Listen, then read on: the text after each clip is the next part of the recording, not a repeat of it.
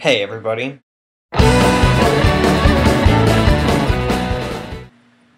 It's Friday, so it's time for my video. Well, it's probably not Friday by the time you guys watch this, because I'm filming really late again, as normal. Yeah. This week's theme is Quidditch leadership. This is kind of a cool theme because I know both of us are in different forms of leadership positions right now. I'm talking about Micah and I. Micah and me.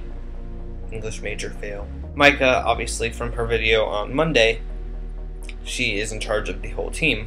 I am the Slytherin house captain, one of them. There's 2 for each house. I am one of them. However, I haven't started yet, so I don't really know too much about actually how it works. Excuse me if I look weird when I talk, or if I sound weird when I talk. I've got a canker sore on my tongue. It's not the most beneficial thing for speaking. Anyhow, I wanted to say that I'll probably be talking about just why I think Quidditch leadership is such an important and such a vital thing, because when it comes to Quidditch, obviously there's a lot going on. Players need a lot of training for Quidditch because it's a very intense sport with a lot going on the pitch. You've got chasers going around with Quaffle trying to dodge beaters who have the bludgers, obviously. I mean, I shouldn't have to explain all this, but for those people that don't watch it, I mean, there's 4 balls on the pitch, 3 different types, and 4 different positions, plus a snitch. It's not an easy game to manage on your first time out, especially if you're watching. It's kind of confusing. Imagining how you're going to get all those players to work together as a team effectively. That's where Quidditch leadership is important, especially when it comes to captains and running a team. You got to train each individual player to do their thing the best, but you got to train them to work together. The beaters aren't going to do the same things as the chasers. So, how are you going to work on that? Quidditch scrimmages are really effective because, honestly, drills, very good, but scrimmages really help you bring those drills into a practical application, But the drills are important too. I'm not going to say that the drills are not important. I think they're one of the most important things in teaching people the fundamentals, and teaching people how to do simple things, and trying to teach them the more complicated things. You can run through your plays as drills and then see how well they work during a scrimmage. The things need to go together. You can't run them separately. That being said, everything kind of changes when you get into gameplay, or what goes on in your mind as you kind of just blank slate. What's that play again? What are we supposed to be doing? I'm just going to go and kind of do things. And then there's always the players that no matter how much you friggin' practice with them, they're not going to work as a team. They're going to do whatever the hell they want to. Yeah, I've got experience with a couple of those. They're not fun people to work with. Angry face. Duh. You got to build your team outside of play.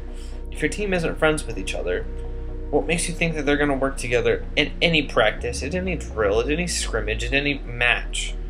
They're not. You got to build social friendships, and you've got to also build their ability to communicate with each other.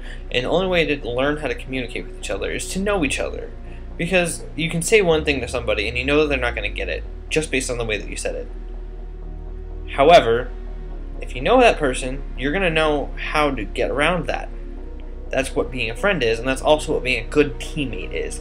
Being a good teammate is one of the most important things at any team, and anybody that plays sports can tell you this. The last thing, really, that I think is important about Quidditch leadership is being the good role model for everybody on the pitch. I mean, if you have a bad attitude, that's going to spread. You cannot have a bad attitude on the pitch. And you got to watch your mouth, because if you say anything that can be taken negatively, you know that's going to get out, and that's going to look bad on you and all the people that you're leading, especially if you say it about another team. Let's just say I heard a lot of things negative about the Firebirds in a couple of tournaments, and it made me very it jaded how I saw the other teams.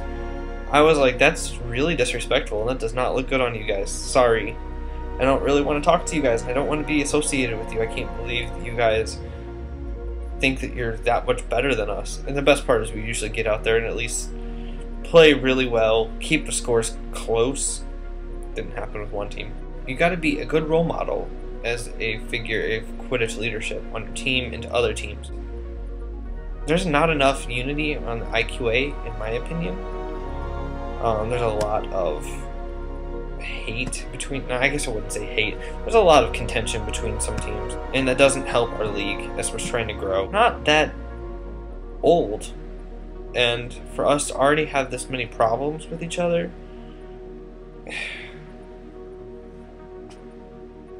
it's childish. I'm gonna get some hate for that from somebody eventually somewhere, but it's true. For teams to say that another team isn't gonna be as good, or that they're gonna go squash new teams to get their rankings boosted, get a life. You're supposed to be working with those teams to help them get better, so that eventually you'll be on the same par with each other, and you can beat them.